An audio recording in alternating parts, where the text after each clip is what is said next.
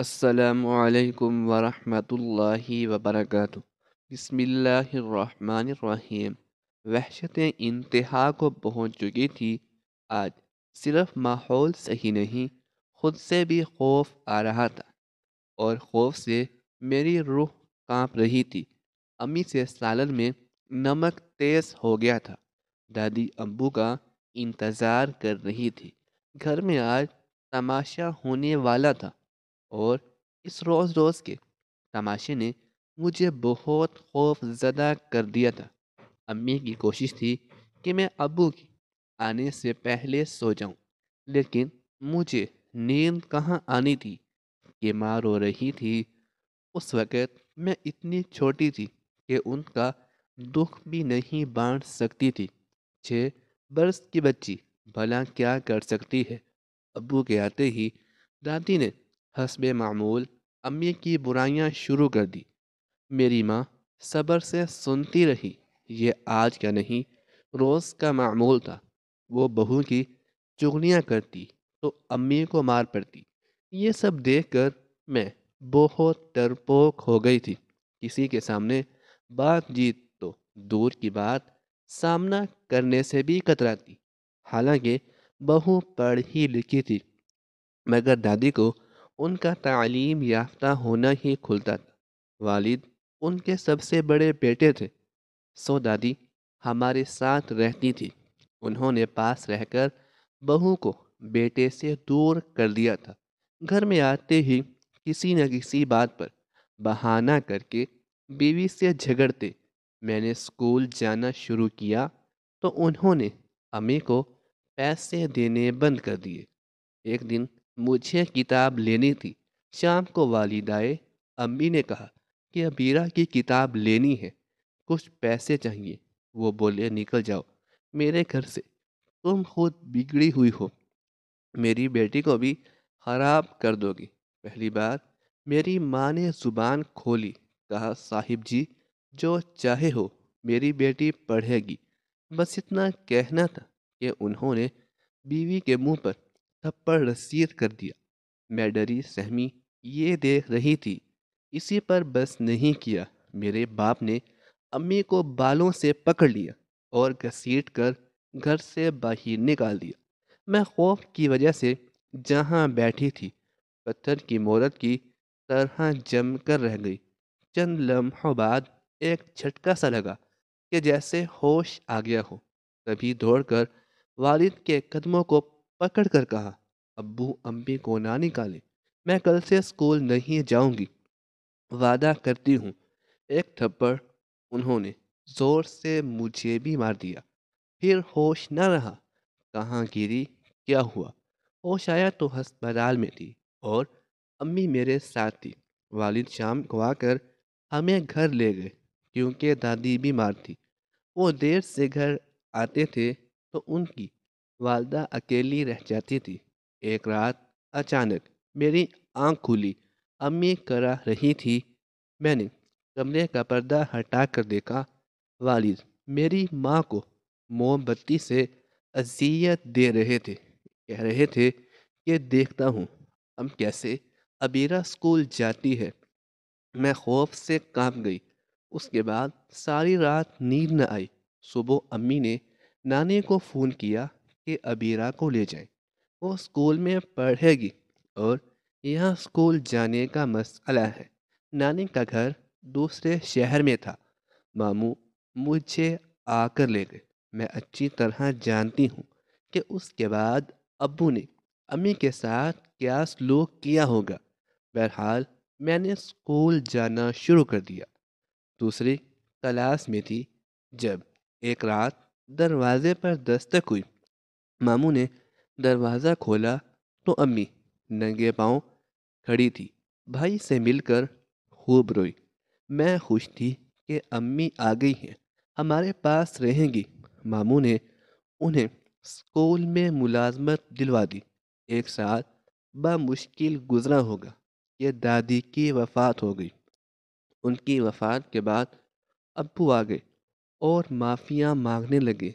امی ایک مشرقی عورت تھی، شوہر کے منتیں کرنے پر، اس شرط پر ساتھ جانے کو راضی ہو گئی کہ وہ مجھے اسکول جانے سے نہیں روکیں گے۔ ساتھ ہی نوکری جاری رکھنے کا بھی وعدہ لیا۔ ابو نے دونوں شرائط مان لی اور ہم ان کے گھر آ گئے۔ ماموں نے بڑی کوششوں سے بہن کا تبادلہ ہمارے علاقے کے ایک اسکول میں کروا دیا تاکہ امی ملازمت جاری رکھ سکیں اور مجھے پڑھانے میں انہیں دقت نہ ہو۔ جیسے ہی تبادلہ ہوا، ابو کا ایک اور روب سامنے آ گیا۔ وہ کسی اور راستے پر چل نکلے۔ اب نشے میں دھت گھر آتے اور میری ماں سے رقم کا مطالبہ کرتے۔ وہ انکار کرتی تو مارنے لگتے۔ ایک دفعہ انہوں نے میری گردن پر چھری رکھ دی اور کہا کہ جلدی سے پیسے نکالو۔ ماں نے خوف سے پیسے دے دیے اور وہ لے کر چلتے بنے۔ جب برداشت کی حد ہو گئی تو امی نے ماموں کو فون کیا۔ وہ آئے، حالات جاننے کے بعد ہمیں ساتھ لے گئے۔ ان دنوں میں چوتھی جماعت میں تھی۔ یوں ہم پھر سے نانی امی کے گھر رہنے لگے۔ ایک دن والدہ اسکول سے آئی تو چند ماہ کی چھوٹی سی بچی ساتھ لائی۔ انہوں نے بتایا کہ اس بچی کے والدین کسی حادثے کا شکار ہو گئے ہیں۔ اس کی ماں میرے ساتھ ٹیچر تھی۔ اب اسے پالنے والا کوئی نہیں ہے۔ میں اسے ساتھ لے آئی ہوں۔ آج سے یہ تمہاری بہن ہے اور میں بھی اسے بیٹی بنا کر پالوں گی۔ انہوں نے بچی کو نانی اماں کے سپرد کر دیا۔ یہ تو بعد میں راز کھلا کہ امی نے جھوٹ بولا تھا کہ یہ بچی ان کی ساتھی ٹیچر کی ہے جو حادثے میں مر گئی ہے۔ دراصل یہ بچی میرے والد منت سماجت کر کے انہیں اسکول میں تھما گئے تھے کہ اسے کوئی پالنے والا نہیں ہے، تم پالو ورنہ مجھے اسے کوڑے کے ڈھیر پر پھینکنا ہوگا، کیونکہ اتنی چھوٹی بچی کا پالنا میرے بس کی بات نہیں ہے۔ دراصل یہ معصوم میرے والد کی محبت کی نشانی تھی جسے بچی کی ماں ابو کے گھر کے صحن میں ڈال کر چلی گئی تھی۔ عرصے تک یہ راز راز ہی رہا۔ نانی اور امی نے مل کر اسے پالا اور اس کا نام عفیفہ رکھا گیا۔ عفیفہ کو پا کر میں خوش تھی۔ ایک کھلونا مل گیا تھا۔ اسکول سے آ کر اسے گود میں بھر لیتی اور سارا دن اس سے دل بہلاتی۔ میں چاہتی تھی کہ میرا بچپن بھی دوسرے بچوں کی طرح ہو، والدین کے ساتھ ایک گھر میں رہیں اور ہم سب خوش رہیں۔ یہی خواہش مجھے ہر دم ستاتی۔ یوں میں دوسری لڑکیوں سے مختلف ہو گئی، اپنی دنیا میں گم رہنے لگی۔ کلاس میں بھی کسی کے ساتھ زیادہ بات نہیں کرتی تھی۔ والد اپنے گھر اور ہم نانی کے گھر رہتے تھے، یہاں تک کہ میں میٹرک میں پہنچ گئی۔ ایک دن ابو اپنے بھانجے کا رشتہ میرے لیے لے کر آئے۔ امی نے صاف انکار کر دیا کہ ابیرہ کا رشتہ میں اپنے بھانجے سے طے کر چکی ہوں۔ وہ خفا ہو کر چلے گئے۔ اب مسئلہ یہ تھا کہ کون سا بھانجا ہے جس سے میرا رشتہ طے ہوا تھا، کیونکہ ایسا کوئی لائق قسم کا بھانجا تھا نہیں جس سے وہ میرا رشتہ کرتی۔ ابو نے اس بات کو بھلایا نہیں۔ ایک دن جب کہ امی اسکول گئی ہوئی تھی، وہ آ گئے اور مجھے لے گئے۔ نانی بوڑھی تھی، وہ فساد سے ڈرتی تھی، جبکہ ماموں بھی گھر پر نہیں تھے۔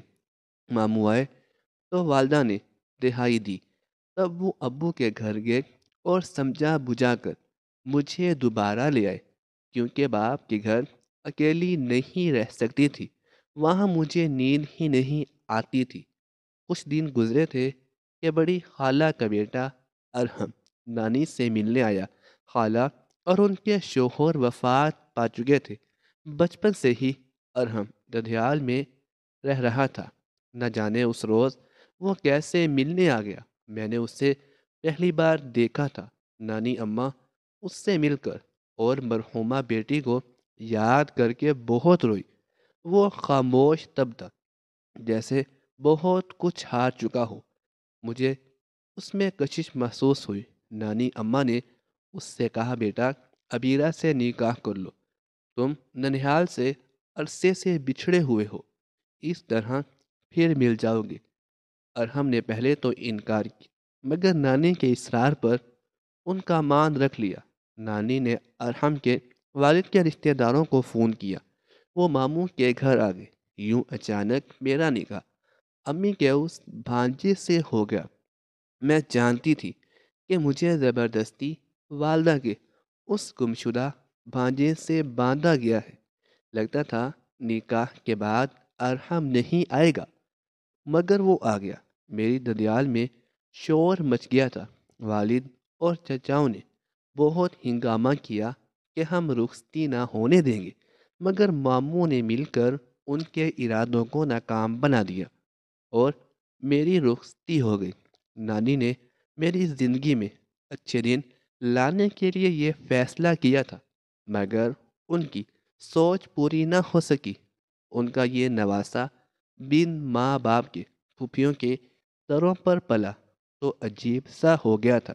اسے کسی سے کوئی خاص لگاؤ نہ تھا، بلکہ وہ زندگی اپنی مرضی سے گزارنے کا عادی تھا۔ مجھ سے شادی کے بعد بھی اس نے اپنی شادی سے پہلے والی سرگرمیاں اور دوستیاں جاری رکھی۔ اس کی مختلف لڑکیوں سے دوستی تھی، ان میں کوئی بھی ٹھیک نہیں تھی۔ شادی کے چند دنوں بعد ہی مجھے لگا کہ کچھ ٹھیک نہیں ہے۔ پہلے ماں کے کندھوں کا بوجھ تھی، اب تو ارحم کے کندھوں کا بوجھ بن گئی تھی۔ ارحم کا یہ رویہ میرے ساتھ اچھا نہ تھا، جبکہ میں محبت کی بھوکی تھی۔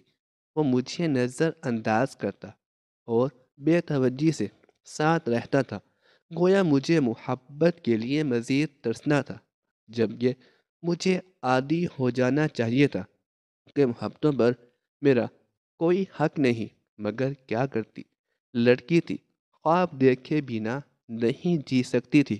رخصتی کے دن میں نے بس ایک ہی دعا مانگی تھی کہ یا رب میری زندگی میری ماں جیسی نہ ہو۔ پہلی رات کمرے میں آتے ہی ارحم نے مجھ سے پانی مانگا۔ میں گھونٹ میں تھی، اس کی زوردار آواز سے میرا مان ٹوٹ گیا۔ ہڑا بڑا کر اٹھی تو بھاری لہنگا سنبھالنا مشکل ہو گیا۔ میز پر رکھے جگ سے پانی بھر کر دیا۔ خوف سے ٹانگیں کانپ رہی تھی۔ جو ہی ان کو گلاس تھمایا، انہوں نے ٹھیک طرح سے نہ پکڑا۔ گلاس میرے پیر پر گرا اور شیشہ لگنے سے پیر سے خون بہنے لگا۔ میں خوف کی وجہ سے رو بھی نہ پا رہی تھی۔ جب تکلیف بڑھی تو مجھے کہنا پڑا کہ کوئی پٹی لائیے۔ جواب دیا، اپنا دوپٹہ پھاڑ کر پٹی بنا لو۔ رات کے وقت کہاں سے پٹی ڈھونڈ کر لاؤں؟ میری زندگی ایک آزاد پنجی کی طرح ہے۔ نانی کا کہنا تو مان لیا ہے، مگر بیوی بن کر حکم چلانے یا بیوی کی جگہ لینے کی کوشش مت کرنا۔ سوچتی رہ گئی، کیا عورت ذات واقعی اتنی کمزور ہوتی ہے؟ میں ان سے محبت کرنے لگی، نہ چاہتے ہوئے بھی۔